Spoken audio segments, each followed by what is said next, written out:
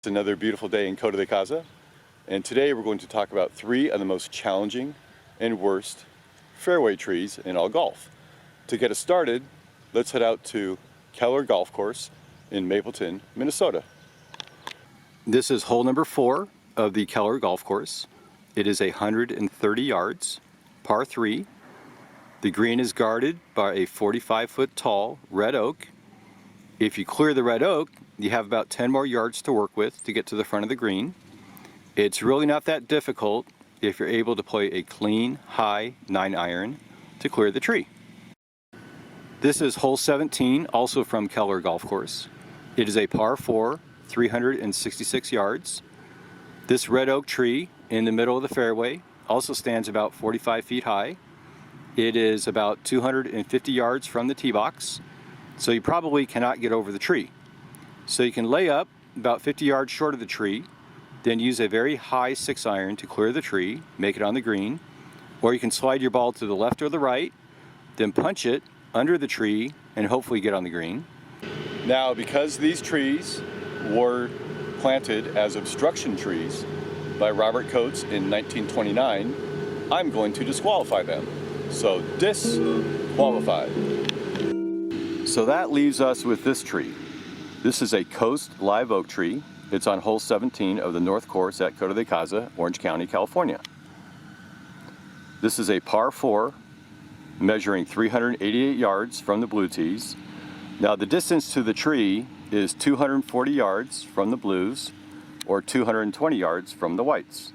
Now this majestic oak, it stands at 70 feet high and about 80 feet wide. There's a clearing here on the left of only about 65 yards, and a clearing on the right over here of about 40 yards.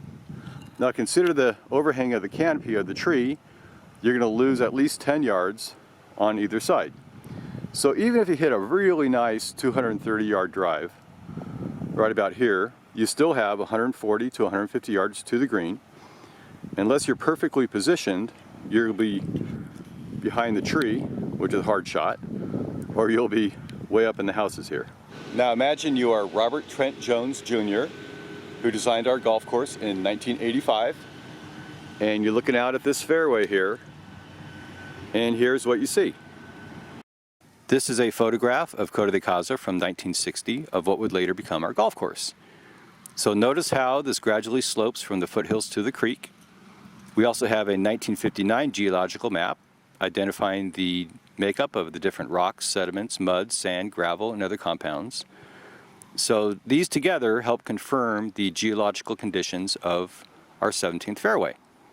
Now imagine you also have a beautiful 70-foot tall, 300-year-old oak tree standing in the middle of the fairway. And probably to the left, you have shrubs and other small trees. So how old is this live oak tree? Well, there's a way to figure it out. We can measure the circumference of the trunk here. Circumference is 17 feet or 204 inches. And using some 5th grade geometry, we determined the diameter is 65 inches. Then we multiply the diameter of 65 inches times the growth rate factor for this tree, which is 5, to come up with 325. So this tree is probably 300 to 325 years old. It's been pruned many times, as you can see, but without pruning, it would look much more like this tree. This tree is also about 70 feet high, but you see it's got much more branches that hang quite wide and low to the ground. And this canopy up here is about 120 feet wide. So imagine this tree in its original form right here.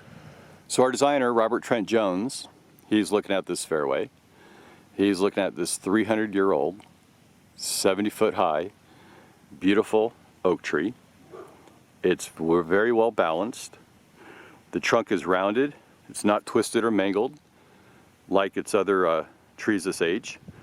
It's a great specimen, a perfect accent to our fairway. And the Coast live oak is a signature tree for Coto de Caza. So he has to leave it in. He probably tears out shrubs or low trees over here because this all slopes from the houses that were not here at the time, but the houses. It slopes to the creek.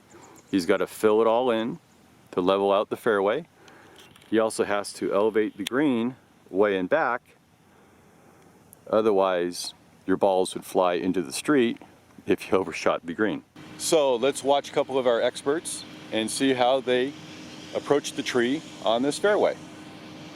Now this is Mike. He likes to hit his ball to the left of the tree. Now if he hits a perfect shot, he ends up right about here.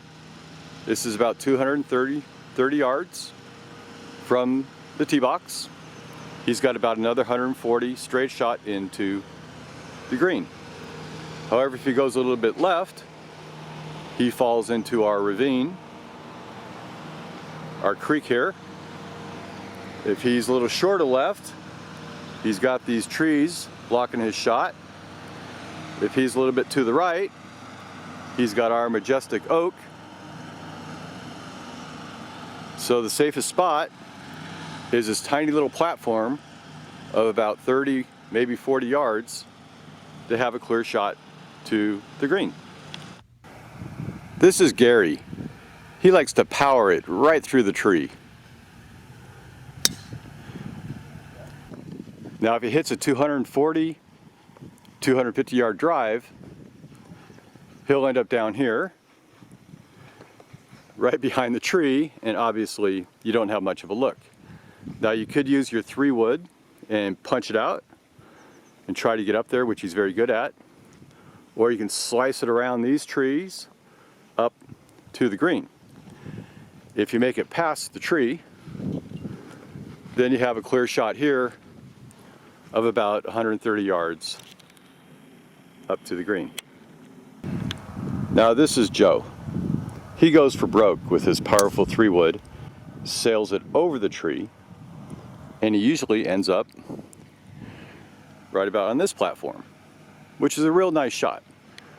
And he's got maybe a 9-iron or perhaps a pitching wedge up to the green. Now this is me. You don't get to see me hit the ball, but here's what it typically does. It sails over the tree, slices out to the houses, and well, there's another broken window.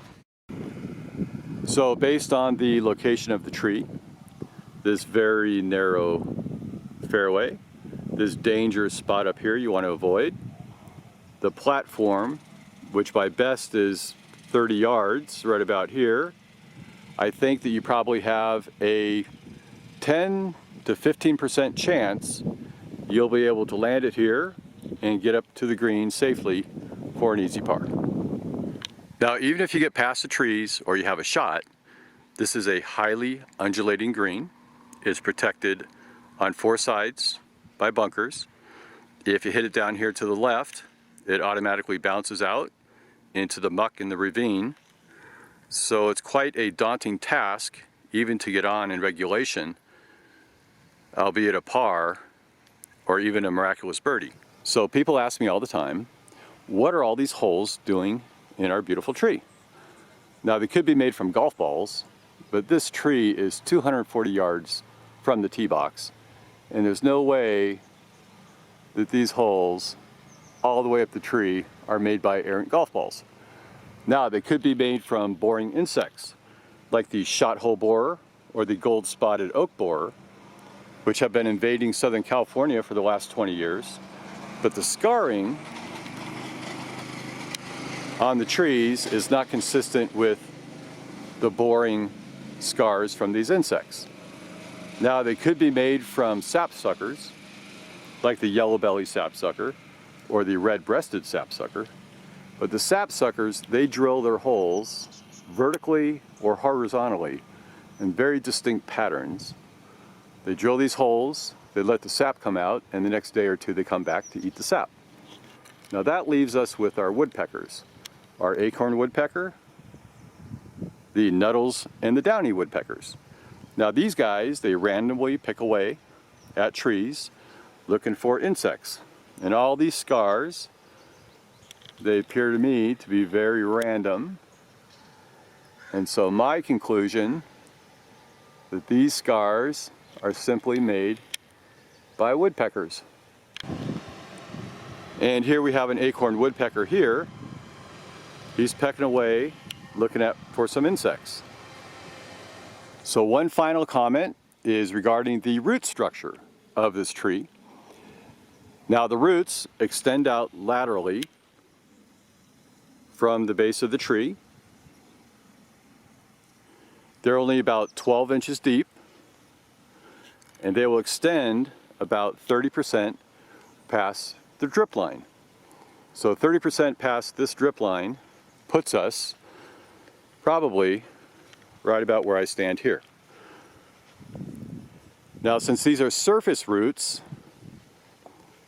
all of this clearing here has to be cut out to allow the roots to obtain the moisture and the nutrients it needs to feed the tree. Now these roots here are buried underground, as well as the roots on this side. But lucky for us, this soil is very muddy and it retains a lot of water. So even if the roots are a bit underground, they'll still get the nutrients they need to help nourish this wonderful tree. So that's the story of our live oak tree on hole 17 of our golf course. It's super challenging. It certainly is criticized as being one of the worst trees on any fairway, but it's beautiful in its own right, and we're proud and happy to have this wonderful, majestic live oak tree in our community.